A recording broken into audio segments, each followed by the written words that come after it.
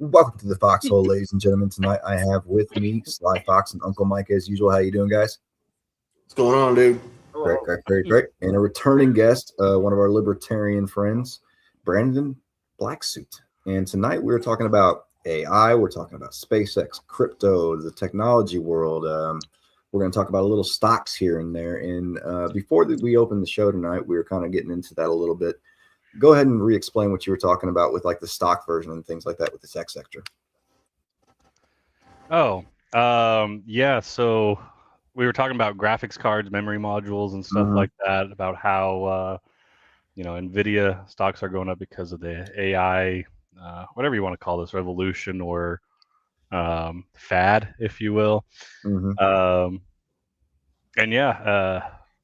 I'm trying to remember everything we were just going over before the show started. Well, I kind of brought up the fact that because Sly was trying to say, well, the bubble's over, but the bubble may be over, but the demand has never been higher for these pieces because of all the data centers. They need all the GPUs. They need all the RAM. I mean, you look at this, like the PS6 is not going to get one. Probably never get another console again, but the PS6 is slated to come out at $1,000.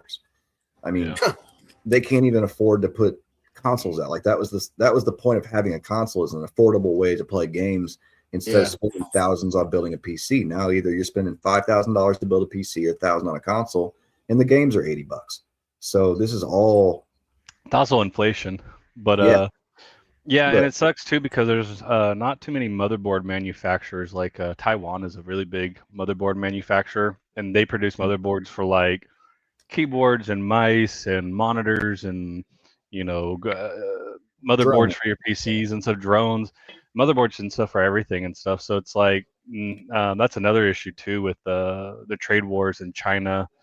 Wanted to take Taiwan and stuff like that. There's a lot of uncertainty with these chip manufacturers and stuff. So but prices go up too. It's inflation. It's market. I mean, a lot of this is past inflation, though. This is, yeah, it is demand. But I also think it's a fad though, because if you look back at like the crypto, like they're in 2016 to like 2022-ish, 2023, everybody was, oh my God, crypto NFTs and all of these see, the NFTs back I remember back those. then it was everybody was spending millions of dollars and stuff on it and buying graphics cards galore and trying to mine and this and that, and now it's not really a thing anymore. That fad came and go. I mean, there's still people mining, but it's not as, it's not as hot. Right. And I think AI is kind of the same. Background for you guys: I have a master's in AI and machine learning. I just finished it a few months ago. Well, it's a glorified master's. It's like a master's certificate, but I'm like, it's still a master's. Damn it. It's still keep using it. Yeah, and like a lot of the AI right now we're dealing with is not actually AI. It's like a glorified chatbot. It's like they scrape a bunch of data from all across everywhere, and essentially this computer program averages things. So what you see as an AI right now is literally just a computer algorithm that is averaging statistics throughout every field and stuff. So a lot of the AI is still largely based around the LLMs, right? Yeah, it's which is not really. Is that what you're trying to say? Is kind of the large language models are not exactly AI. It's just average, like you said, averaging out what they see the most and spitting it back. It's just the big models. They just collect a lot of fucking data, more than like I can. If I were to make my own model right now, I only have access to so much. Right. But a lot of these big tech companies, they own a lot of the data centers and stuff. They have your advertising IDs and all of this stuff, and they can basically train AIs and collect all that data and centralize it and teach their models, which has kind of bit them in the ass a little bit. So, like nowadays, they're creating like individual clients to handle specific sectors. So you have like your legal bot that handles like case law. You'll have your I don't know, your gun bot. You'll have your lawn care bot. It goes on and on. Right, and they all specialize in their own little sectors and then communicate to each other to get you your answer. It's kind of like a decentralization version of AI. That's kind of where things are starting to go now. Okay. But we're still limited. We're still capped. There's not an actual artificial intelligence where something can like think on its own. It's still just looking at these raw data inputs, and it's like, this is the conclusion. I have another friend. I can't say his name on camera, but he teaches machine learning at Butler. I don't know, maybe you know somebody like that over there. He says that we're like 20 years, maybe 15, 20 years out from AGI, but I keep hearing rumblings from NVIDIA and other companies saying they've achieved AGI. Is that just blowing smoke? I mean, I would agree. I would agree with your buddy. We're like 20 years out. Okay. What's AGI? AGI is artificial general intelligence. It's basically what he's talking about right now with the LLMs, the large language models, is they're just doing math. They're taking, a lot of the things that are on Google. If they see it most and they see a lot of reactions to it on Facebook, this, that, and the other, they'll use it. AGI is the next step where it is supposed to think for itself and make decisions. Yeah, we're not there yet. A lot of big AI stuff happened like in the 80s, and it was like a lot of chatbot style things.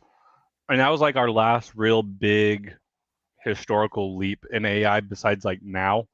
Mm-hmm. So I mean, it's been like 40 years going from a chatbot, like a basic, chatbot, to where we are now. Took 40 years, and now we have like glorified chatbots. And so it's like if you kind of go with that trend, it's like, yeah, I'd probably say like 20, 30 years we'd actually have more actual AI. There were two chatbots that I remember from from the late 90s into the early aughts, and one of them was called Smarter Child, and it really wasn't all that impressive, but it was still kind of neat to just sit there and chat with something that would just hand off generic answers or whatever, but I've been thinking about those two specific chatbots and what role they might have played in, I don't know, the language models, right? Because that's what that pretty much was, right? It was just a language model, very limited one. Or I don't know. Yeah, and we just more recently made, the only reason why we made a breakthrough is because of like new age graphics cards and stuff with all the CUDA cores. Instead of having like in most people's processors, you have anywhere between 2 to probably 8 cores in your computer, and trying to run a big model on that, it's like having little brains trying to think of processes at a time. When you have 4 to 8, that's not a lot compared to like 3,000, 5,000. Like now you have this thought process going all these hundreds of different directions to formulate your thought process. It's kind of like your brain. We've never had that many different cores and ways for a computer to actually process. So that's kind of why we have this big leap right now in AI. It's because of the hardware, and of course now we're locked in on pricing going up and RAM shortages. Yeah, I mean, all this. But thankful my little computer, like, it shit a brick on me about, what was it, 2 months ago, guys? And it just happened to be a couple cooling fans, and I could, I repasted the processor because it was pretty dry, and I got away. Yeah, you did. Yeah, I used the German paste. That's right. But anyways, Yeah, the German paste. Yeah. We had a special name for that German paste, didn't we? Yeah. Anyways. But anyways, so I Yeah, had a it's nice question not for to you lose too. that. So how much of the AI stuff do you think is psyop? Like how much of it do you think is just bullshit? Because I think that we're ahead of the game because of the fact that I know that in some of our fighter jets and into the early 2000s and late 90s, we're already using some kind of, if not large language model, it was using an AI to talk to pilots and feed them information and whatever. But how much of it is bullshit? Like, how much of it is literally just an advanced form of Google talking, speaking spell or whatever? Well, I think the biggest like psyops type of stuff is like stuff coming from like China and different things where they're trying to show like these big, huge like robots, fully doing stuff on their own, and they're just like talk.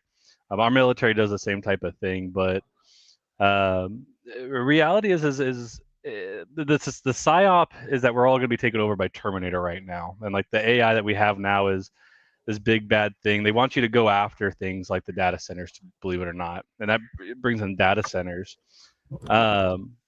When people start to worry and then freak out about data centers and they don't know what data centers people are talking about, you're going to have people attacking the data centers that have been there for like 20, 30 years. And things that, our internet infrastructure, server banks and everything rely on. And next thing you know, we're going to have outages.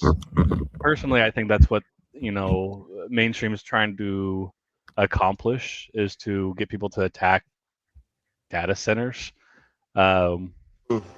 Which is like a double-edged sword, because not all data centers are bad. There's the new age ones. I think people going forward, though, they see the new data centers that are being constructed by these certain companies. It's pretty. Well, we're not being told what data. We're not being told what data is being hosted, and they keep saying like that. But what company is building the biggest one? But what company is building? They're contracting it. He keeps saying that when he was talking about the largest data center we're going to have in the country or whatever. He keeps saying the people that are contracting it. It could be Google in this building and Facebook. My point is, what they're for. He never says who. Right. And we don't though. They're never. And everybody wants a chunk of the change too, because data centers. You can host anything on those. You can host a bunch of websites on them. You can run, big model like AI models. You can run essentially anything. The issue is these big tech companies already spend a shit ton of money on their normal servers. They don't want to have to go through and take out the servers now and replace them with the new AI ones. If AI is just going to be this fad, because now they're taking out their main infrastructure for stuff that is, that we rely on every day, like cloud services, all the websites, all the server infrastructures and stuff. Even your games are hosted on servers, right, at a data center. So it's like they don't want to get rid of any of this stuff, but they want to be included in the new fad, and new AI fad. So they're trying to build anywhere they can. And honestly, it's kind of shitty, because a lot of these data centers, I think it's just overdeveloped. It is a fad. You're going to have these built somewhere, and the next thing you know, it's like, oh yeah, we don't really need this anymore. And it's like, well, when you're saying it's a fad, though, I don't think Flock is a fad. I don't think no stuff like that. It's not. That's surveillance state, and that's another. But it doesn't seem like they expected as much blowback for putting them in. Like, I feel like they expected to just steamroll through and everybody be hunky dory with it and not have as much. To be fair, they are steamrolling through. The one on the east side of Indianapolis. No. The people, nobody wanted it. Not a single person wanted it. They're yelling and screaming and everything. They passed it through anyways. So what, it's not everywhere though. It's a double-edged sword, because it's like they're like, data centers aren't these big bad scary things. Like, it's literally just, some of them like Palantir data centers. Go after those things, right? Take those fuckers down. Same thing with the Flock stuff. It's hard to determine what is what, and that is the part of the thing. They're keeping a secret of what data center is what. You're not going to know until they're almost done starting to build it, and then you're like, oh, that's who's moving in. It's not, a normal Google server or whatever. This is, that's Palantir's made hub. I didn't know that. Well, fuck. If we knew that, we would have told them, get the fuck out of town. I've got here in Chicago, we've got one of they bought like an entire neighborhood, and it's going to be like the largest data center district in the state. And then about a couple miles from my work, they're putting one. Actually, not even. It's about a mile. It's across the field, about a mile down. You get to where they're putting up a whole district of them. Like, I think it's going to be like a 14 building campus that they're going to put up there. And they had a lot of. I'm not sure the details of how much red tape from the public they had, or like how much the city council had to do with it. But I mean, there's really nothing we can do. And once they buy your city council, or once they take them on those all expense paid trips to the Palantir HQ and all that. Like once they get them to sign the NDAs, you're pretty much fucked. Like there's nothing you can do. And the ones that sign the NDAs that go with these data centers, like Palantir and stuff like that, those are the ones that at the city hall meetings, when you see people get arrested and kicked out by the police, those are the people that have been bought and paid for. Those are the people with the NDAs that are just like, well, fuck the public. We already said, yeah, we took the money. That does happen quite a bit too. There's a lot of corruption where city councils, it's they don't talk to their public. They don't talk to anybody in the community. It's just kind of like, oh, this company comes to them and a sweet little kickback and hey, go build your data center, go do what it is. We got a kickback, cool. And most of the time they don't even think there's an issue until, ironically, a lot of the leftists come out and protest against a lot of this stuff, and they're like, oh shit, our own people are coming against us. What do we do? And they still push it anyways. So yeah. Phil makes a good point too. It's like you said, Brandon, they've been doing this for years, but now it's what they're collecting. It's the amount that they're collecting. So it's the usage of AI has changed in a more malicious direction. So yeah, well, that's a sad thing too. It's like AI is supposed to be this tool. It is a tool, exactly, to help like progress us and help make our lives easier and stuff. It's like it's not supposed to replace us. Like that's the big thing, is it's supposed to be an aid, not a replacement. Yeah, but when you involve money and paying workers and things, man, it's and like a lot of the day trading and stuff too is done by like AI nowadays. It's not even like you just have AIs competing against AIs in the stock market. And it's like that's why I don't give into it either. It's like it's not even a real stock market anymore. It's just AI battles of who can undercut who when you can buy, when you can sell. I'll tell you, playing it right now is just a fucking nerve-wracking experience, because then have Grok do it for you. You're not playing against other people. You're playing against AI bots that are so like. And the fact that you can tell that too is that when you get to market open at 8:30, fucking chaos. By 8:31, bottom dollar, everything bottom out. If you didn't get to it, if you weren't watching your phone for that exact 1 minute between 8:30 and 8:31, you're fucked for the rest of the day, or at least until like 10:30 when the lunch rush starts, whatever.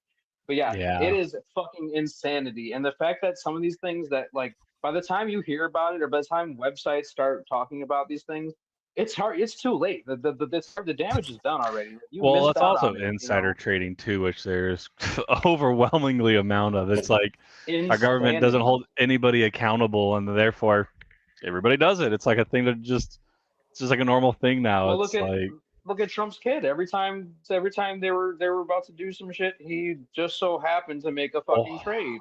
Crypto and oil deals galore. Kudos to him, but I mean, it's not fair at all. It's like, yeah, you know what your dad's about to do and stuff. Even Trump does it. Like it's well, there was the one guy that was making he was making a fuck ton of money on Kalshi or one of those other betting apps about the strikes we were going to do on Iran, because he knew when they were going to happen. So like a day before, he would fucking place a bunch of money that we were going to do some shit. But I think what I want to know too is I want to know your position on, like, so we all know that the police state is here. We if you've ever been to the DFLOC websites or anything like that, we've seen the amount of these cameras and stuff like that. How do you think that they're going to communicate together? Me personally, I think they're going to use SpaceX. I think they're going to use Starlink, and I think it's going to be one global fucking web network of all these data centers and all these systems talking together. That's my theory. I want to know what you think. I don't necessarily disagree. I mean, it's hard to tell because right now it's like there is a monopoly on servers and stuff. It's either like Facebook, Google, or Amazon, Microsoft, but there's big three. And SpaceX is wanting to get into that market. And I do have a buddy that works for SpaceX on like assembly lines and stuff, and he does stuff for oh god, I'm drawing a brain fart on the actual Starlink. He works on the Starlink dishes and stuff. So he was telling me that currently what they're talking about is making data centers inside of Starlinks and surrounding, little satellites with solar panels, and essentially it'll just be kind of like a self-sustaining That's wonderful. solar data center. It's not like it has to worry about heat or anything. Well, no, because itself. Well, yeah, it can power itself, and because it's up in the atmosphere a little bit higher, it's a little bit colder. Yeah. So it can pretty much self-cool a lot easier. I mean, cool idea. It's absolute zero. I'm not against it. I'd rather have a data center up there than Hell yeah. being down here with us and like just taking up land, and it's like tripling power bills while screwing your water up. What if that's kind of the point though? What if the whole point was to drum up all this negativity about the on the ground data center, so we willingly accept this upscale space network that is watching the whole planet? It was the web. It was the web I was talking about. It's a very valid thing to worry about. It's kind of scary because it's like you won't really be able to do much unless you're flying a rocket ship or something in your life. None of us can do anything about it. Like Flock right now, people can go cut down the towers and stuff, right? And it's like once the data centers are up there, it's like, yeah, you can't get to them. No, we're not going to be able to do shit. I mean, China probably could. They could start shooting them down, or but that's collision with materials pulling away from the source. I am not an expert in thermodynamics. Neither am I. I got the fuck out of mechanical engineering, and I figured absolute zero though was enough to keep that thing cold up there. But yeah, well, I would think the SpaceX satellites also aren't in space. They're in the outermost part of the atmosphere, so they're still in it, and that's how they shift with the Earth and stuff. So they're not in space, but kind of like in the ionosphere. I think that's the.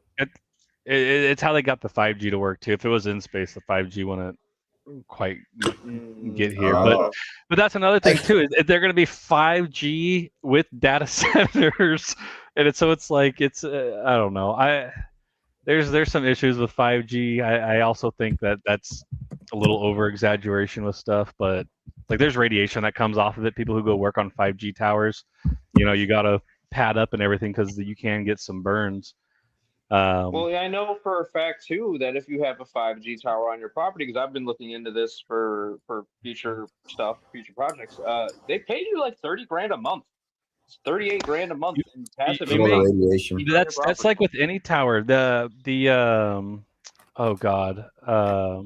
of those veteran organizations, like the VFW. VFW. Thank you. Out here in California, they have a VFW in the mountain area, and they have this huge tower that they just rent out to people, and that's how they keep the VFW going open, is just renting out their towers, right? And yeah, same thing. They have 5G, and they're getting paid for that. They even are thinking about a crypto that relays. I think it's like helium. Basically, it's like an AT&T service. You rent out your own little signal, and people who use your signal, you get paid like in minutes. Like their minutes that they're using go to you, and you get minutes. And then so when you're traveling and you use your minutes, well, whoever satellite or dish or whatever you're using, they get your points. I don't know. It's an interesting little concept of a crypto, but seems like an awful lot of fucking headache and steps just to like. Just end up with something. There was people in China using it for a while to get behind the Chinese normal grids. And let's talk about that for a minute. Let's talk about the social credit system in China, like the malicious AI. This is what it can do. Yeah. I mean, that's what with the Flock cameras, don't you think our government is kind of inching that direction? Yeah. And it measures your gait. Like it can identify you by just how you walk. Like it already knows by this point right now. It already knows. We're not seeing the same usage. We're not seeing the same lockdown to your.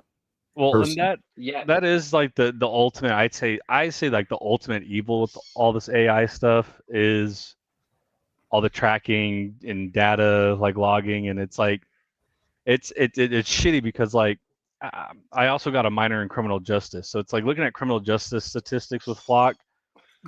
It has helped. Like it's a shitty thing to say. It's like well, it's not a shitty thing to say, but it's like crime. They are Give able the devil to. its due, right? Right. They are catching people faster. They are able to identify where people are going because that's good, and they can track plates down and where they're going, and it's like, okay, cool. But then at the same time, Yeah.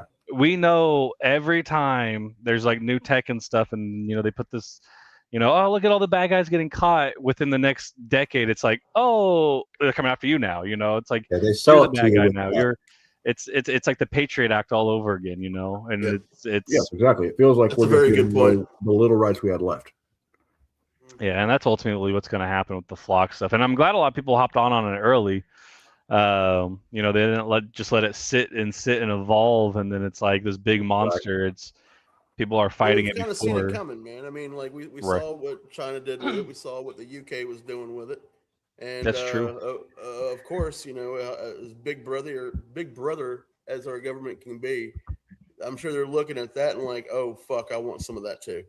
Oh, I want that so bad. Matter of fact, I think we can do it better. So, and here we are. Yeah. No, and one of they've the already things I said- think that they actually planned to take as a loss is everybody over here cutting them down, because as soon as we create a problem for them, they're already coming out with solutions like cutting them down. That's an easy fucking fix, man.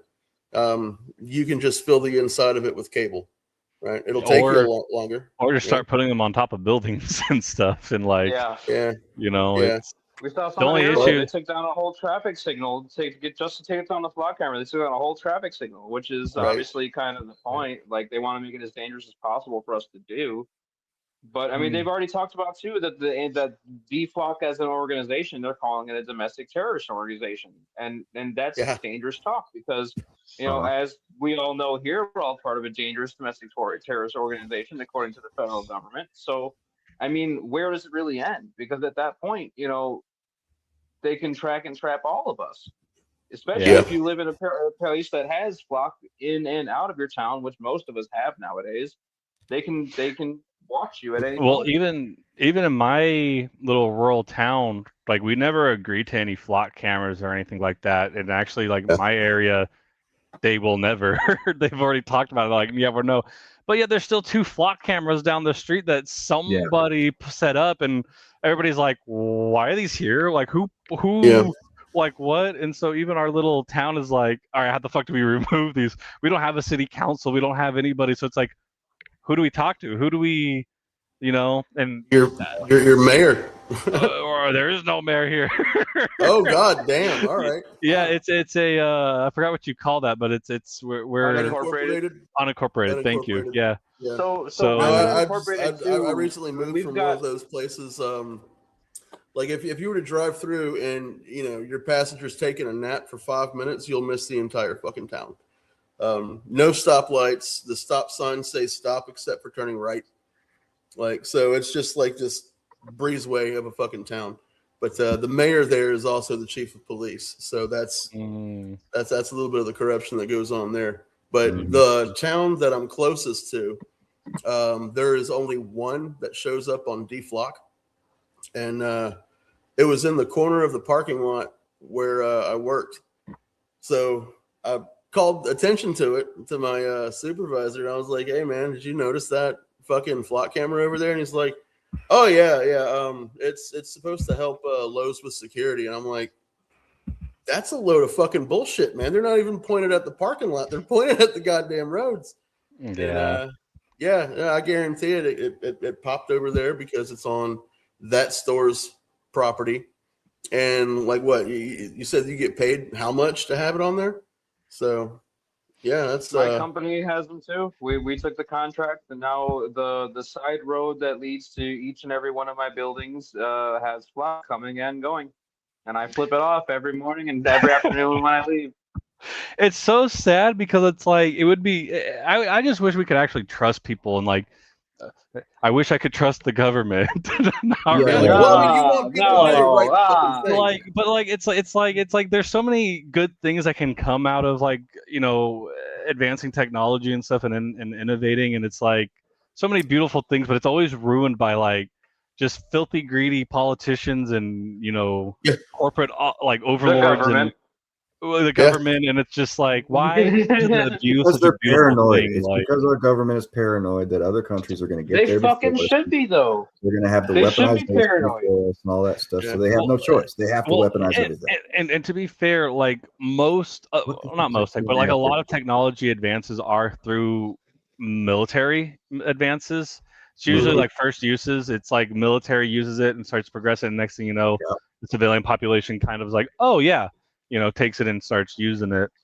Like radio is prime example, but it's how things go. I guess I wish it was different, but It's it's yeah. I mean, again, circling back, you want people to do the right fucking thing by other people, but I mean, it's just that's just demonstrably not going to fucking happen.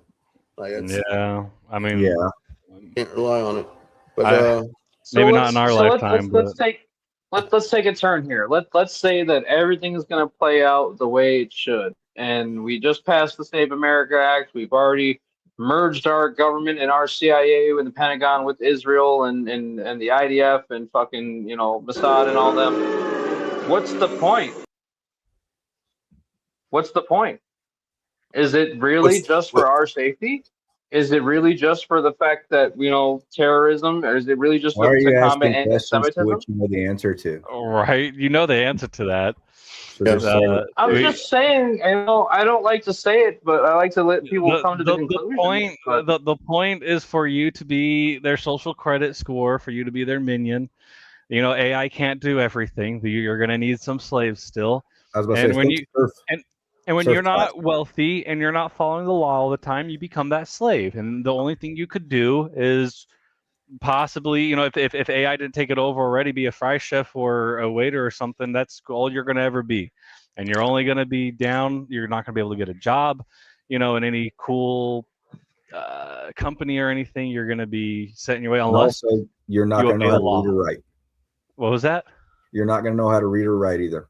Nope, you're just it. That's it. It's just you're gonna be somebody's bitch, and it's whether it's the Rothschild, if it's the government, if it's Israel, it's whoever Fucking the reptiles. establishment is. Even if it's China, if China winds up winning World War III and we're all controlled by China, whoever winds up getting control is who you're going to wind up being a digital slave to. Essentially, you're going to have a credit score.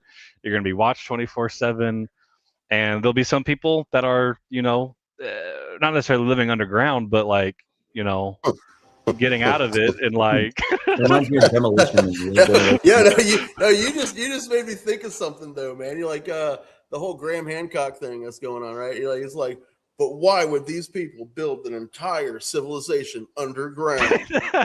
Yeah, no shit. You fast forward the clock, like 100,000 gotta get away from everybody else. We find all these fucking subterranean cities. So did any of you guys watch that new movie that came out within the last month or so? Good Luck, Have Fun, Don't Die. No, it's on my list. So it became like a big thing, whatever. Usually when I try to avoid movies like that, but whatever. So basically the whole storyline goes is this guy comes back from the future and he has to stop this kid from creating the program of AI that enslaves humanity, right? And it knows it's coming, so it's trying to stop him, what have you. So at the end of the movie, I mean, spoilers, it's not worth the watch, so whatever the fuck. But it's basically it's creating itself, and it already exists. There's really nothing you can do to stop it. And they talk, and to me, it kind of felt like creating a plot hole or like a point in people's brains that's like, no matter what we do, it's going to happen anyway because it's already happened. So you may as well just say fuck it because this is what life is going to be. We've had this AI thing. It's keeping itself going, and we're just the batteries that work for it essentially. I mean, that to a point, yeah. I think right now, now's a good time for people to either want to get with it or get out of it when it comes to being in this model of society. A lot of us feel like we're not going to be able to vote our way out of it. Things but are it doesn't keep progressively fucking worse. I don't think there's so. a man-made thing on this earth that man cannot destroy. I agree. I think the biggest thing is education and informing Yes. people of what's going on. Because once people are able to make an informed decision, they can reflect that into the market, right? Yeah. And we do. I mean, there's a lot of back and forth whether we have a free market or not. There's definitely some corporationism and cronyism and shit going on. But Yeah. compared to history and the rest of the world, we do have a relatively free market. You can pick and choose who you buy stuff from. You can pick and choose what you support. I think that's ultimately the the take from here. Pick your battles, choose your companies, choose your positions wisely. Be educated about what's going on, who's using who, what's using what. But they're also actively attacking education. Yeah, I was just about to say, yeah. So I was gonna wait for him to finish. Well, and that it kind of point. sucks too because this generation too right now. Like when I went to college, I was on my own. It was like I could use like some websites to help me with math and stuff, like Wolfram Alpha and stuff. But outside of that, it was like I can't just go grok something and so having it write my report and everything for me. And it's like I'm looking at my sister who's in college, and she's like, "Oh yeah, I got grok whatever writing my stuff out of it." I'm like, "What the fuck? Are you learning anything? Like you're just regurgitating whatever AI is telling you. You're not even learning. There's no critical thought. It's just They started doing that. They started doing that about 3 or 4 years ago. My old lady finished her degree at private school down here, and in her last year they had started whole classes about using AI for prompts and using AI for this that. There was no longer teaching you how to write the stuff. It was teaching you how to use prompts in AI services on how to do things and look things up and which and is write not papers. creation. It's not we talked about not OC. AI is not OC. It's doing it for you. It's and what kind of scares me too is in the near future, like right now, your big models are trained a certain way, so it's like it's not like they just feed all the info and then that's your answer. They limit in some way, so it's like if you let Grok go unhinged, you're gonna get Mecha Hitler, right? So it's like it's stuff like that. They keep it trimmed a certain way. So if people are all using these big models and they're trimming them certain ways, you're basically being told what to think still. There's some outliers that they're trimming away, and putting boundaries in where you're not getting that other info.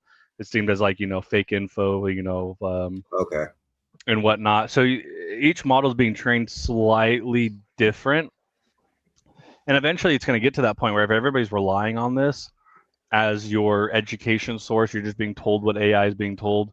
You're being indoctrinated at that point. AI doesn't know everything. It's a digital Pied Piper, man. It is. They know what they are taught, and they regurgitate it very well. But it's all dependent on who's teaching the AI what. And I don't trust a lot of these big companies. Well, and something kind of in like a tangent, but still kind of affected. These AI relationships. How do people get? Like, how does that happen? Loneliness. You ever met an incel? I hear you. You ever met an incel? I will. You ever met an incel? There is an interesting thing, though. There is an interesting thing. So, AI robotic sex machines or something, right? Yeah. Now, it's a weird topic. Joy from Blade Runner. It's a weird topic, but with prostitution legalized and these sex bots and things like that, brothels, rapes and sex crimes and stuff drop significantly. When you, I mean, it's I'm not advocating for it, but it's like it's a touchy taboo subject, and I think it is. But if some dude wants to go diddle a robot instead of a kid, like, go diddle the fucking robot, dude, before you get killed, right? or everybody that orders one of those robots goes straight to the wood chipper. I mean, low key, are we really going to advocate for that? Like, come on. All I'm saying is people can get their weird, and there's going to be a giant cigar cutter. Right? People can get their weird kinks off on a robot and not go and abuse other people and stuff. So it's. But then What's that show? What was that show? What, with like the Black Mirror? the cowboy robots and shit. What was that? It was on Oh. Sci-Fi Channel. Oh God, what? Because people would do that. They would go. It was like you would go to this thing and all the animatronics and shit. You'd act like you're a cowboy, do whatever. Someone would have sex with them. Someone would shoot people, whatever the fuck. But yeah, that's the kind of thing that we're talking about heading towards. It's something you're not going to be able to avoid. It's Like you're No, it's not. I mean, and I'm not Westworld. Yeah, Westworld. Yeah, thank you, Oh, Phil. Thank yeah. you, Mike. and I'm not going to indulge in it per se, but it's not something that you should necessarily strive to get rid of or like attack, and be your dying hill. It is something that lowers crime rates and stuff and rapes and different things. It's a same thing with brothels, it's an interesting human phenomenon. But yeah. So like Vlad the Impaler had a really good idea back in the day, right? And he didn't have much of a problem at all with his people staying in line. I'm not advocating just he impaled going people. out there and like netting up a bunch of fucking random dudes and setting them up on steel poles around the fucking town hall or whatever. But No, I'm kind of with public humiliation, stockades, fucking, I'm with Phil on this one. Yeah. I'm with Phil on this one. No, I'm with Phil on this one. Let's take advantage of the incels. Let's take advantage of the rich fucks with money. Let's robot brothel. Okay, robot brothel. We're gonna make our own robo brothel. Yeah, with blackjack and hookers. Stable of androids. My fucking God. Oh God, I hate everything. Did you guys see that video I sent you in the chat of the two robots fighting, like literally fighting? I saw that. Dude, one of them knocked his fucking head off. That's real shit. Yeah. Is it though? Or is it AI?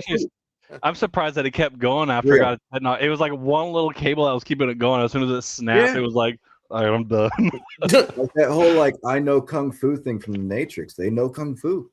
Yeah, except they were spinning and like kicking the air and yeah, their accuracy wasn't too good, but right. It was interesting. I watched that over actual UFC. I was sitting there, I was like, oh shit. Yeah. So let's get to ethics. Let's get go ahead, Mike. For a wad of rope, right? Robots have no souls. There is no ethics. We can hang the diddlers with it, and then when the robots come to fucking come after us, we can just cover them with a bunch of fucking rope, and they won't be able to do shit.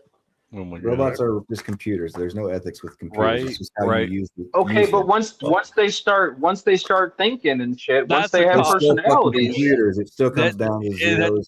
That's gonna be down that's like the next 50 years, maybe like 60 that we gotta worry about. I don't know, like 60 years we're looking at Chappie. But by the time we're old men is when there's gonna probably be like real maybe AI having a full-on conversation with you out in the street and be like, "Hello, sir. Don't cross the crosswalk. You're gonna get ran over. What the fuck are you doing, idiot?" You're gonna be like "Sorry, robot type shit."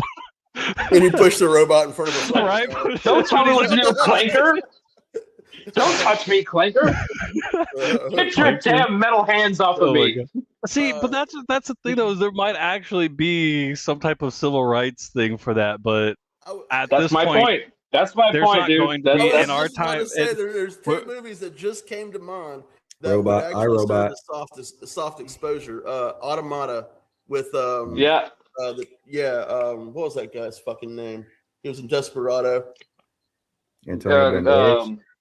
That's Antonio Banderas. And the other one had Chris Pratt. That was a recent one. I forgot the name of it. No. Well, also anyway. Ex Machina. Yeah, that's a good one. But you get it's these feel good, hero's journey struggles with AI robots. So I guess they're already gearing us up for that. So yeah, I mean, you look at like the Alien series. There's always the little AI helper guys that are like. Yeah. Sometimes they're evil. Sometimes they help you. Who knows?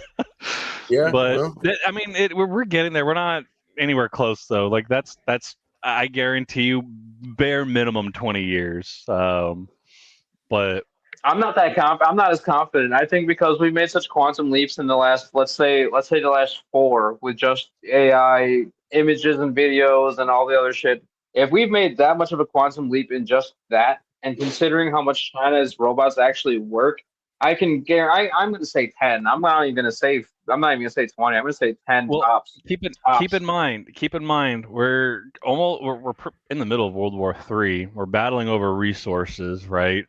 There's already issues with graphics cards and motherboards, memory components, all that stuff. We don't have the means right now to cooperatively work with each other to create that next wave. It's not there yet. We need to actually like work with each other, like country wise and stuff, and not be in war in order to get to that final piece. Like there's missing pieces that we have that China doesn't have, that China has that they don't want to give us, that all these companies are all working on little things and we're at war with each other. So we're all using it in war, putting them in drones, putting them in, dogs that with machine guns on them. And like, well, right now we're focused on killing each other or using AI slop and like making, little things that you guys do. No offense, but you're using no, it's total AI slop. It's definitely slop. It's 100% slop. It's so corny. It is 100% slop. And that's what it's being used right now for is AI slop taking over education and then war. And it's like it's not once it actually is used for good, like actual things, people start seeing that and then start progressing towards that. We're stuck where we're at in this weird, awkward. I don't even know what this is. Well, I see the resource war starting already. I see it in the market and in watching it the way I have been, and like way certain things moving, certain things are like kind of tanking or whatever. But I was listening to Mike Rowe on Sean Ryan's show the other day, and he was talking about how he had a meeting with the Department of War, all right, about the state of infrastructure in this country. And Warren Buffett was there and all these other people that own a bunch of fucking companies in the stock market, whatever, and they're all talking about how they need 400,000, just one of these guys for all the companies that he owns, they need about 400,000 welders, 300,000 electricians. And he was talking about how he went to one of the biggest data centers in Texas and toured the whole facility. And you know how many electricians he met along the way? Fucking 4. Mm-hmm. 4 of them.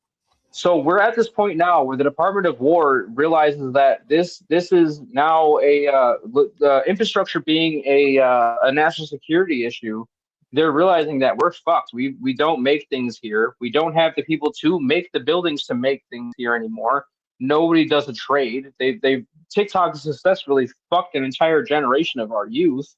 Which is putting us behind further. It wasn't just TikTok neither, man. I mean, look how many people like came out of high school thinking that they were going to be like, oh, okay, I got to go to college, and you have all these chicks going into like to the nursing industry, and then all of a sudden the industry is just saturated with everybody wanting to be a fucking nurse. It's because they were doing what they were told to go fucking do. Well, It's even in the tech industry, like.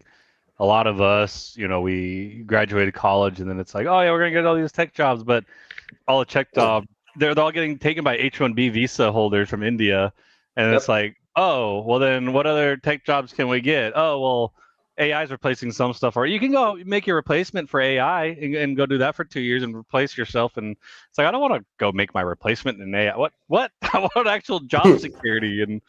It's kind of it seems like the bottom of that line, honestly, is like you're working IT for some like call center that still exists in the United States, like some shitty I don't know if anybody had one of these around them, but it was called Alliance Research. You just like cold call people and start asking them about donuts on behalf of Dunkin'.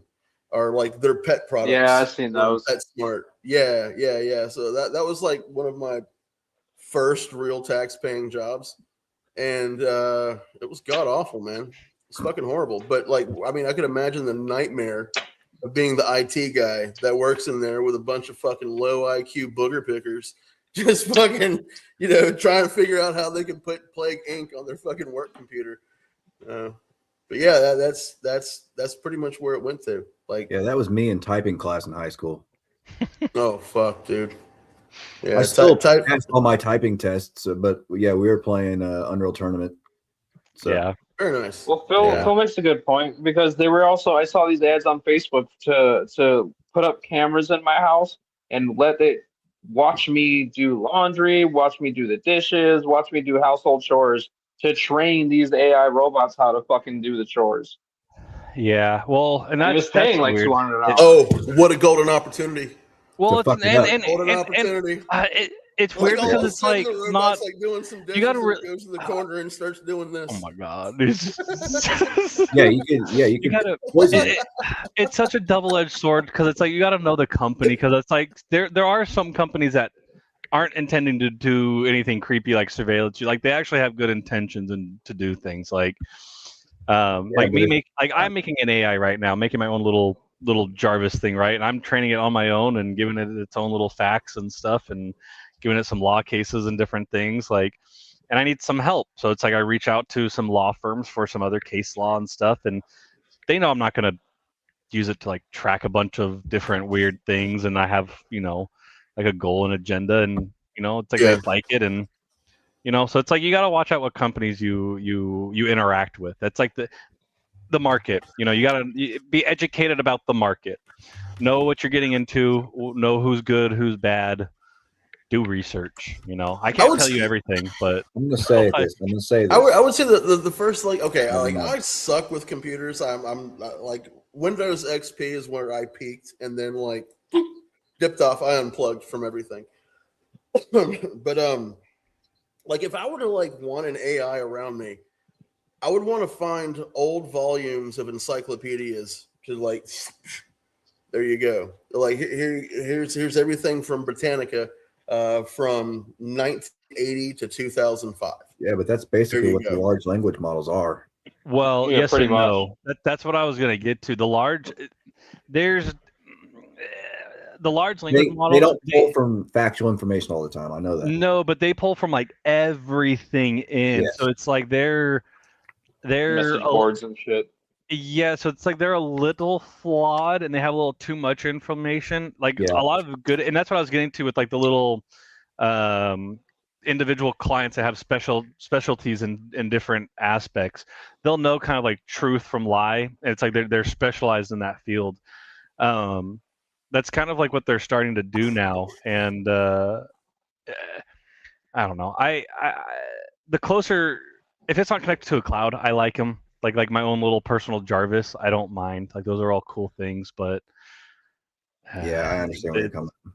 like that's my I goal saw. ultimately Well, I is to make saw something like that, it was a something test. that you It can was a test teach to and see. Well, it was a test to see what the AI you use knows about you, and it was basically just like a prompt you can type in that was like talking to like let's say Grok. Grok, using all of the information you know about me personally, all of my ad data, all my whatever the fuck. I want you to roast me, no holds barred, using only everything you know about me from my usage of you. And no rules, no, don't hold back, be as mean as possible or whatever. And I did it with Gemini, and it was basically called me like I'm a high functioning like I know a lot about, or like a little bit about a lot of shit, and like my knowledge is surface level, so whenever I ask it something, it's for something specific. I'm like, well, yeah, no shit, if it's something specific that I don't know about something that I know surface level, obviously I'm gonna fucking ask about it, you dumb fuck. What are you talking about? yeah. Well, a lot As of the the- Yeah, models, that's a fun little. a lot of the models too purposely don't pick up data about you because they want to keep the model how it is, and if it starts picking up your data and learning off of it, it's gonna change, turn into Mecha Hitler for all I know. But like, so there is some stuff they don't collect, but there is other stuff they do collect, like your advertisement ID. Everybody has an advertisement ID, Yep. and it's how all the websites you visit, everything that you go and see, click on, buy. It basically collects under your IP address. You get like a profile. That's what people are selling. AIs are also picking up on some of that stuff. That was like the most traditional AI from like 2012 to like 2020. It was like a machine learning, advertising ID generation. That's how you see ads randomly. You'd be like, dude, I was just talking about that. And then it's like now you see it up on Facebook, and that was machine learning, like AI right before where we are now. So it's like that's how I was able to grab it. It's like little machine learning things, and we're we're progressing, but I don't like that you stuff. have you gotten ads for things you've only thought about yet? Only Yeah. thought about. It's That's- usually I've stuff gotten like- ads for shit I've only thought about. You can only explain that for coincidence, though. I mean, right. Yeah, Yeah, but the fact that it keeps fucking happening, like I don't Well, talk, then you're I having a don't lot of talk about coincidence. to people about the shit that I try If to you- buy. Like, I don't talk about to people Or about the maybe shit you I'm have looking a for. deja vu. I will tell you guys one thing. If you guys have Alexa or Siri No. or Nope. Google Assistant, whatever, you know how you Oh, see yeah. like, hey Nope. Siri, Gemini. those devices and stuff are always on. They're always listening because they have to listen to you saying, hey, blah blah blah. Hey, you know, Siri. You have to say the Yeah. wake word or wake phrase. Yeah. right? Yeah. And so it's like they are again logging stuff under your advertisement ID and stuff, and that's how they get that stuff. It's a weird. Like you signed up for under terms and conditions. Now, are they actually tracking everything you're saying and like logging it, sending it to the CIA, FBI? No, none of that. Well, I mean, so. I mean, given everything we know, go into in a metadata, right? And then AI gets to pour over the metadata. If fucking CIA and FBI build an AI to go through all that type of stuff and like that is kudos to them, but I think that is way over their all right, so pay let me grade. hear me then. DHS. So if I guess it would be under everything DHS, we know, but if everything we know from Snowden and everything we know about the programs he talked about, where literally everything that's on the internet, whether it be your email, text messages, whatever, is in a searchable database, he can type in assassination and President Bush and get any kind of combination of any of that. What's to say that they don't already have an AI that can fucking do that? If they fed this whole database into a brain, I mean, well, that's the fucked up thing. You guys heard of obviously like Elon Musk and like Doge, right? Like the agency. So I think we were all tricked and duped by Doge in a sense of, you know, they disguised themselves as going in and installing AI on all these devices to get rid of fraud, right? And they got rid of some fraudulent stuff, some overspending, and like things that shouldn't have been. You got to produce some results, right? Otherwise, why are you fucking there? They installed an AI on almost every single agency's systems, on all their internal servers and stuff. So there is 150% a government AI that is in every government system because of Doge. Super fun. Do you remember where those guys? Huh? Do you remember where those guys came from? A lot of those guys that worked on Doge came from Palantir. Yeah, and some SpaceX. But most of those guys came from Palantir, which I think is kind of odd. But I mean, hey, they did. And this isn't a conspiracy theory. This is reality. They had to install that AI in order to, you know, pull out the fraud and all the other stuff they were looking for. Like that's how they looked for it. So it's like what they're doing with it now, I got no clue. Yeah, that's the problem. Is it run away? No. So how hard is it? How hard is it? Explain to somebody who knows fuck all about computers today. How hard is it to like redirect an AI model that you write? You got to wipe it and start fresh. Like it's like being trained as a baby. You know, it's like how do I rewire you right now? You know, it's like, well, fuck, dude, I gotta give you a lobotomy and like, please, yeah, flash the hard drive. right. You gotta wipe it and start fresh. Which I mean, Elon Musk has done a few times with Grok and stuff. You know, they've you know, have had to start fresh and gone new little routes and retrain and do that. I will say though, in my use of Grok over the last month or so, like it is probably the most unbiased. It is probably the most like accurately, you know, human sounding. Keep in mind though, all the data that it's grabbing is naturally biased. So yes, like that's the fucked up thing is that it's grabbing all the biased media, all the biased, you know, statistics that have been flawed, some really good ones, but it's not 100%. That's why it's like sometimes somebody has to create a model where it's like on their own specific data, you know, the data that they seem is reasonable, and you know it's flawed, but at least it's not everything coming in that's fake and real. And you know, that's the hard part with AI is training an AI that's actually fully factual without having any bias. It's I don't know. Really hard to do nowadays. So but... a state sponsored using government databases and government approved resources.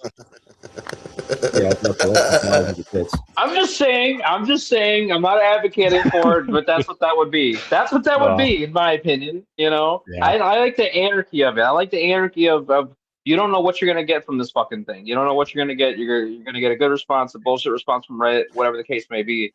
But I think that like it's regardless of anything that we can do, it's already here and it's not going anywhere. The only thing we can do is move fucking forward and figure out how to deal with it. And I think with the flock stuff, I don't advocate for destruction of property, but it doesn't destruct the property if you put a garbage bag over them. You know what I mean? Some asshole just has. I'm advocating destruction of property.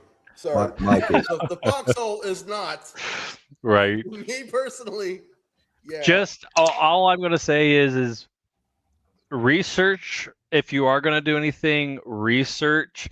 Make sure your target is actually what you think it is. That's the real psyops. Is it's 50-50. There's good, there's bad. Don't go attack the good stuff and leave the bad stuff. You know, take out the bad. AI is going to become self-aware pretty soon and start telling people like the wrong camera to go like right on purpose. Brandon, what you think of, man, is like it is why because people are going to research for using AI and AI is going to defend itself. Fucking fields, right? Waiting for people to like drive by, spotlight, and there's like some green jeans in the bushes with a controller making this robot deer move. Right. So it'll look at the spotlight and someone's like, "Yep, hand me the 30-30." Ow! Ping! Fuck. How much time do we have left on here? The future of taking down the flock cameras can be, I guess. Why? What do you want to go into, Black? Well, yeah. What do you got, Brandon? Last thing I wanted to touch up on was cryptocurrency. Okay. Because it's still cryptos are still relevant, and I think they will become more relevant, in the next 10 years. Even though the fads kind of faded a little bit. There's been a lot of. I have a question too. When you get to your thing, I have a question after that for you about that. Yeah, so there's a lot of good cryptos and bad cryptos, just like with AI. There's if there's a lot of ramp up to it, usually it's not the best thing. There's a lot of like meme coins, like Doge and stuff, that are just meant to be pump and dumps. There's not meant to be actual currencies or anything of the sort. Trump has made a bunch of his little meme coins and things like that.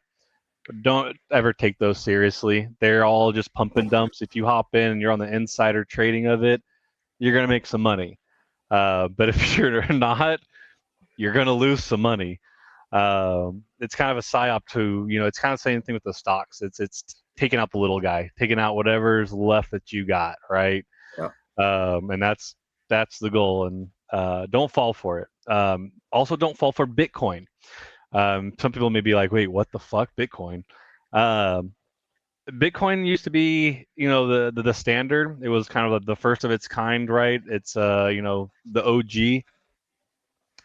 But they're wanting you to spend your money on Bitcoin for a reason. It's slow. It's going to use up so much power. The older it gets, it's going to use more and more and more and more and more power. It's going to take longer and longer and longer and longer for transactions to occur.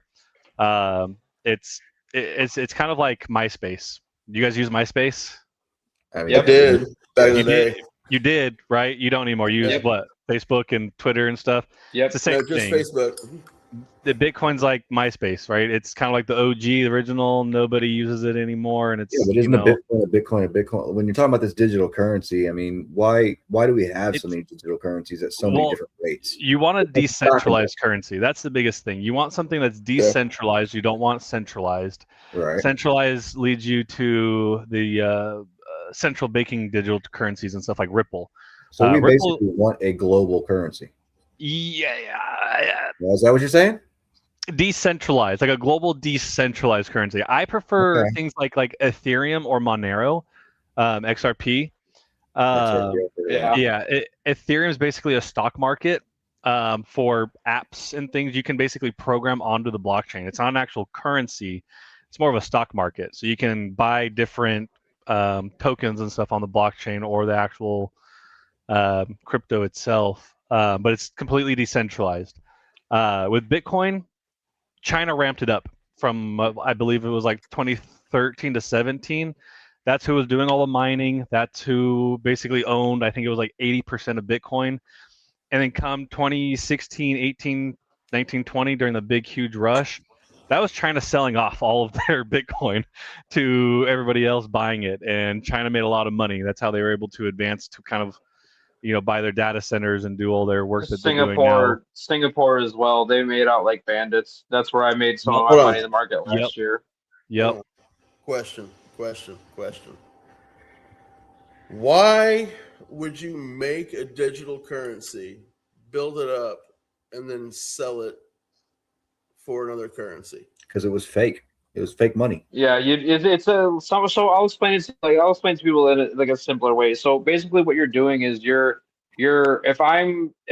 say I've got $10 million, okay, I'm gonna start the Sly Fox coin, okay. I'm going to pump $10 million worth into it. It's going to be worth, let's say, $10 a piece, and people are going to buy into it. When they buy into it at $10 a piece, it's going to go up $10, $20, $30 a pop. I'm going to cash out and sell all of my Slotbox coins. And that's going to cause a ripple effect, which is going to bring it down to 18, 19, or 17, whatever. It may go back up to 18. People have fucking hope for it. And then it goes back down to 12, 10, 8, 7, and then it's worth nothing. And that's the pump and dump. That's what these cryptocurrencies are. Most of them are bullshit. But then you get the ones that are doing things like he's talking about, where you have entire apps that use Ethereum. That where how I don't know if you guys have played with how much you've played with like Telegram or whatever, but like it uses stars. The same thing. Like you can use different currencies for different apps, different whatever. But it's all based on how much you own of it. So like there's still a dollar amount that you're putting into it. But sometimes it's worth more. One Bitcoin's worth over $100,000 at this point, or I don't really know the actual price, but and a lot of it, like the value goes up, usually depending on use case. Like with Ethereum's case, it's been pretty stable because there's a lot of uses with it.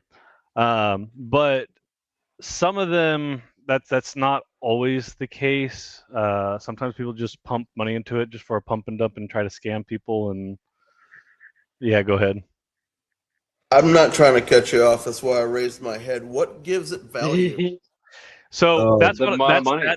Yeah. So yes and no. That's what I was talking about. So with Ethereum, what gives it value is the apps and stuff on the market. It's the same thing like with the stock market. What gives the stock market value? What gives stocks, it's the product that they're serving. With Ethereum, you could basically make like an Amazon or an eBay or Facebook or whatever on the Ethereum blockchain. So it's like you can program, stuff into the blockchain, and then when actions are done, people can swap currencies. You can donate a token to somebody and stuff like that.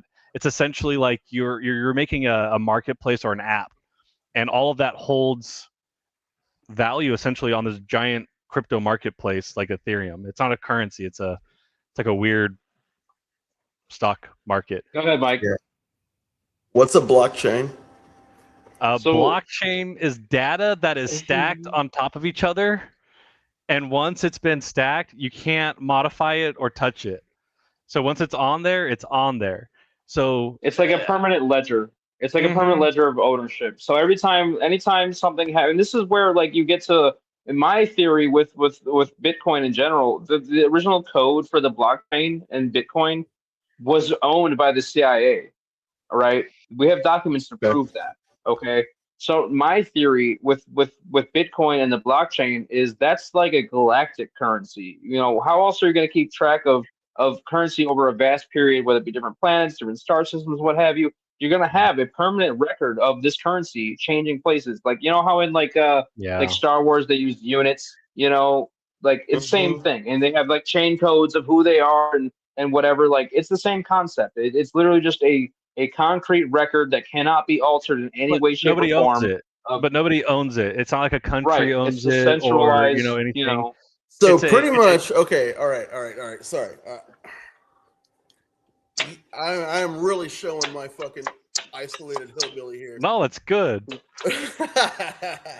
What this sounds like is when before the dollar was created, and there was like the original 13 colonies, everybody was kind of experimenting with their own forms of physical currency. A lot of them failed, but the dollar ended up being what everybody kind of crowded around. Because it was based off the gold standard. Yeah. Because it was backed by something. Yeah. The blockchain is backed by something. Most currencies what- aren't backed by things. I mean, what would you call it? A The proof backing of is from the people that buy in. right. The only one that actually has stuff that backs it though is like Solana and Ethereum. Like I said, it's the apps and it's the marketplace. It's the value of the apps. It's like Microsoft. You know, they have OneNote. They have Microsoft Word. Right. They have some games that creates value for the company. Right. And that creates value. In the same sense, a really good app and stuff creates value on Ethereum But, and holds the market up. real quick, Outside Brandon, of that, it's just a ledger. It's something that is already keeping track of purchases, of sales, who's sending what to who has what, and it's not a corrupt bank or anything that's going to be like, oh, you know, of course, right. It's not going to be a government saying I'm just going to start pumping up all these new coins and whatever. It's all automated. It's all decentralized. It's like you know. I mean, decentralized currency is like super duper important, right? But I mean, if you're going to decentralize it, then it needs to still be backed by something that has like a physical value. So if think. I'm going to, I don't know, data coins, I'm just going to go ahead and call them that, are backed by a blockchain, what makes the blockchain valuable if it just exists in a digital, Ethereum? It's permanent. It's permanence. What gives it value is the fact that it doesn't change. There's no way to alter it. It's permanent. It's not like the U.S. dollar backed by gold. How a dollar is worth 90% less than what it was 10, 20 years ago. We have actual. The dollars aren't backed by gold right now. Usage of it. No, they're not backed by shit. Yeah, they're not backed by shit. Debt. Like that. It's just fiat. I get what you're saying. Yeah. It's mostly It's mostly a secure transaction system that you're looking for, something where you can transfer goods and services, money to people without, having to worry about scams or, and if you go to court about stuff, you have proof. Not all cryptos are equal though. Like example, Bitcoin used to be used for a lot of like the black market and stuff back in the day, in 2012. Silk Road. It is, yeah, right. It is no longer being used like that at all because it's so easy to track. On its ledger, it'll have a timestamp, wallet to wallet, what's sending what to who, and it's all open, and they did it on purpose. There are currencies like Monero, XRP, where all it has is a timestamp, but no wallets. You don't know who to who. You don't know dollar amount, nothing. It just says a transaction was made here, and it goes on the ledger. Super private, that's what all pretty much the dark web and cyber crimes and whatever all use now. They convert Bitcoin into Monero. It ain't going anywhere. So that's why I tell people, if you want to hide money or anything of the sort, use Monero. Also, not anymore. Well, no, still, it is still. Just be wary of the exchange you use. That's also the biggest thing. You may be able to use anonymous currencies, but if you use exchanges, what's the big one called? Robinhood, Coinbase. Robinhood's okay. Like Coinbase right now, super easy to use, right? I have some money in some Coinbase accounts just for ease of use to send places and do things right. I kind of have that as like my public facing account, right? Yeah. Where if the government comes in and kicks my door and it's like, that's all I got. That's all I had. That's it. Right? So, anything big does not go on Coinbase. It does not go on those public facing exchanges because those are being watched. This is an evolution of currency to exist in a digital space. That's the only thing that gives it value. Yeah, they're all fighting for the same platform. Yes, however, fucking retarded. Kinda, yes and no. Though, however, go ahead. Go ahead, Brandon. Because like the difference is like I say Ethereum and Monero because they're two separate different animals. Ethereum is more of like a stock market. I'm not gonna give somebody my Ethereum. It's like, oh, thanks for doing some yard work. Here's some Ethereum. That's not how that's gonna go. It's I'm gonna convert that into some other tokens for some games or for some application to use. If I'm using some new age Ethereum maps, right, and I need some credits for it, I'll transfer my Ethereum into those credits, right? Or if a grocery store, for example, uses Target coins, I can convert my Ethereum into Target coins and go at Target, like a gift card, essentially. Monero is literally like cash. It is literally like you can. It's that's how it's used. It's your. What's the conversion rate? Ooh, right now I don't know. I haven't checked in a while. Like say if you just wanted to go on a shopping spree at fucking Target, right, and dump all your Ethereum and just go buy up all the fucking pumpkin spice smelling white shit that is in Target. What are you gonna buy? Like, I mean, what is that worth to Target in dollars? Well, I mean, it depends. It fluctuates between inflation. Actually, crypto's been going up lately because of inflation. Our dollar's been going down in value, and crypto's been going up. Not the fact that people are using crypto; it's just the fact the dollar is going down. And crypto, it's actually weirdly a lot of cryptos like Ethereum, Monero, and even Bitcoin are more stable than the U.S. dollar right now. So it's hard to tell. It depends off of inflation. If people are using a specific crypto, the values fluctuate. They used to be more volatile. Like before, it used to be like, oh my god, up down, up down.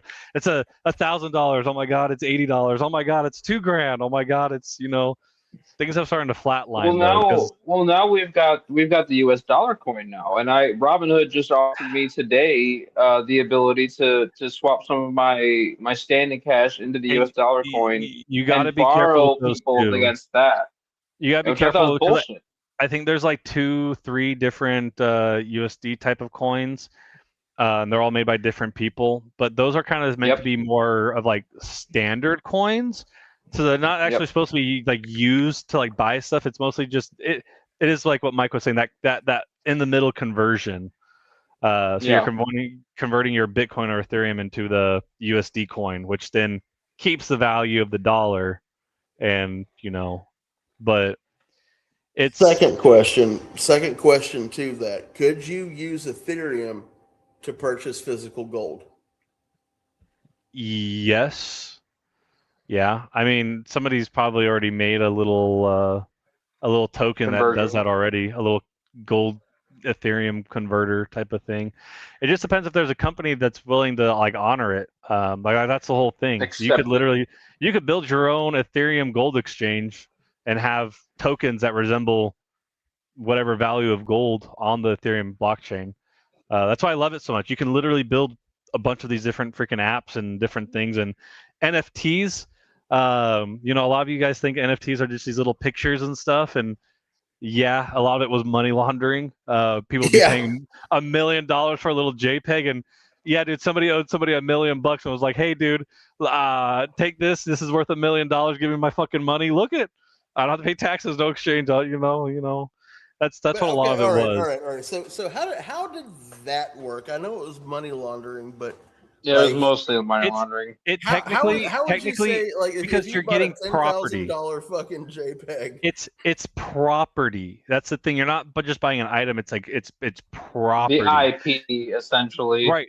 There are some cool ass NFTs. Like Snoop Dogg made some music NFTs, right? And when you purchase that NFT, you have the rights to that music, so you can use it for whatever the fuck you want. If you want to put it on ads, Coke and Pepsi, I think it was Pepsi, made some NFTs, and they accidentally put their color logos and stuff in a certain way. So it's like whoever bought that NFT could use that. They can't get sued because it's like you bought the NFT, like that's ownership, right? It's on the blockchain saying, I own this NFT, this property. So it's a cool thing going on with that on Ethereum too. Even property rights, instead of having pink slips or like deeds for houses for cars and whatnot, it's a digital deed. So now it's like you have the NFT for it. It's on the blockchain. No bank can fraudulently sign off on something. Nobody can come in and say, oh no, that's really this person's property. You're like, no, dude, I have the NFT here. It's on the blockchain logged. I'm the owner, and it's like, it's your property. Yeah, I'm on the opposite end of this. I'd rather have a physical piece of paper that I know somebody signed that makes it my car. Like it's To each Same. their own. Right. Well, I there's- mean, that's the reason why I was asking about the gold exchange. Like, if I could, and I'm not gonna, I'm sure you guys have probably already guessed, I'm not gonna dive into this. This is wildly outside of my fucking wheelhouse.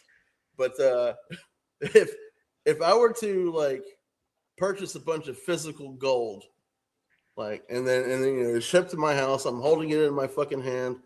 Awesome, cool. And then the sun burps something so god awful at us that everything with a circuit board just fucking cooks. I got my gold. exactly. My silver. Well, What the fuck one can they more do thing. with it One more now? thing. And I don't blame you. I think the three big things is gold, a crypto of your choice, and ammo. Like that's at the end of the day kind of going to be like Yeah. exchangeable things in the future. You can't really 10 take millimeter sockets, sir. You can't really take down a decentralized crypto. Like you can't really take it down. If the United States gets nuked, well, great. There's people running, that mining is running a server. You're running a node. Yeah. There's going to be people mining everywhere, whether it's South America, whether it's Europe, Asia, Australia, Africa. If anywhere gets nuked, the network's always going to be up. Somebody or somewhere is going to be running a node, and that's keeping the network up. The more there are, faster it is. So it's like there's never going unless the whole world starts to having an issue. At that point, we got bigger issues at a fucking marketplace. Yeah. Absolutely. I mean, to that point, I can't eat my gold. I could turn the silver into like colloidal silver if I was like, technologically inclined to do so. But I still can't like throw a chunk of gold or silver at my truck and like have it fix the problem. Or here you go. I'm trading you this valuable thing for sustenance. Well, nobody's going to want to eat gold, right? So that's where like ammo, things like that become and that's part of the big thing, and then that's where bartering really is like it's primitive as fuck, but you're putting value on something that's physical, right? So if I had 100 10 millimeter sockets and there was only maybe 500 in the world left over that people can find, I wouldn't take a digital currency or a printout of an NFT for, a 10 millimeter socket. I get you. It depends on the time. This is where I'm having like the hard time really understanding this because I'm wildly divorced from the fucking digital world. It depends on the future. We don't know what the future holds. We could be it's gambling. We could be an apocalyptic fucking crazy house, whatever, in the next like 5 years, and you know what? Gold's not gonna help you, crypto's not gonna help you, but ammo's gonna help you. Water and gas is gonna help you. So it's like at least prep for that. But in the off chance, we make it through this World War III and things start to advance, you're definitely not gonna want the dollar. That's definitely not something you're gonna want. And gold's nice, but there's an issue with gold is that it's hard to transfer. You're not going to be carrying around like gold everywhere with you. Go to the store and be like, "Here, take my buckets of gold." They're going to look at you and be like, "Oh, okay." Or you're going to get right. Okay, you know what? I guarantee it. There's a store 6 miles down the road from here. It's called Wade's One Stop, dude. This is the place where you can buy a lawnmower blade, a gallon of milk, weed eater string, ammo, gun, and snacks. Right, and gasoline, right? Yeah, I guarantee it. This dude's gonna have a fucking scale where he's like, "You got some gold." Well, and that's the thing. It depends, and that's the ultimate beauty. Is it's a free. That's what it should be. Is a free market. If you want to trade somebody in diamonds, go trade somebody in diamonds. You want to trade somebody in gold, gold. All I'm saying is the future is going to be more digitalized, especially with AI and stuff like that. Yeah. I don't see us using dollar bills anymore. Gold is going to be really hard to transfer online. And the only logical thing I'm seeing is there's going to be some crypto that takes the lead and starts to revolutionize the marketplace. Yeah. Right now we're calling it Web3. for that new web revolutionization. It kind of involves VR, AR, crypto, AI, all the little stuff all together. That sounds so fucking wild, man. It's You gotta cool. It understand is the coolest fucking thing, but it's also the scariest thing. But that's where we're heading. So it's like, be informed. Have your options open. Don't just load up on gold and not worry about anything else. Don't just load up on ammo and have your eggs in multiple baskets. And be wise about it. Look in, research what you're buying into. Research who you're supporting. And that's kind of all we can really do at this point, with where tech's going. It's be informed. The more of us that are informed, the less likely these big surveillance states and Palantir and everything is going to win. They haven't won yet. They may have an edge, but they haven't won. So, well, people like me are going to be dependent on people like you with a conscience that has the fucking mental bandwidth to handle all this technological mumbo jumbo. It's a lot, especially when they try to finesse you too and be like, "Look at your new lover robot! Like, come here and love on your new." And next thing you know, it's in there telling your CIA, FBI agent everything. It's like, no. We here at the Foxxhole do not condone fucking clankers. Do not fuck the clankers. Do not have clanker sex. Leave them alone. Yes. Use your imagination in your hand like you did when you were 13, man. Come on. Embrace tradition. Take us off. Take us off, Pat. I'm working Embrace on tradition. Remember, ladies and gentlemen, the only good AI is a dead AI. And that's just... Yes, sir. Thank you for watching Welcome to the Foxxhole tonight. It was a blast having Blacksuit back on tonight. Yes, it was. Anytime, buddy, just message us. We'll get you in. Yeah. Brandon, it was awesome listening to you talk. I'm going to try to digest this. Love you guys. If you guys have any questions too, I'm pretty free to answer anything. I'm pretty don't tell me open that. book. So don't fucking tell me don't tell him that. He'll be calling you at 3 in the morning. I know you're really wanting those robots. I could probably help you out. You're going to be trying to go to sleep and your phone's going to be like, God! I have all these ads for sex robots. All right. Good night, everybody. And we'll see you guys next week on Friday as usual. Good night. Night, y'all.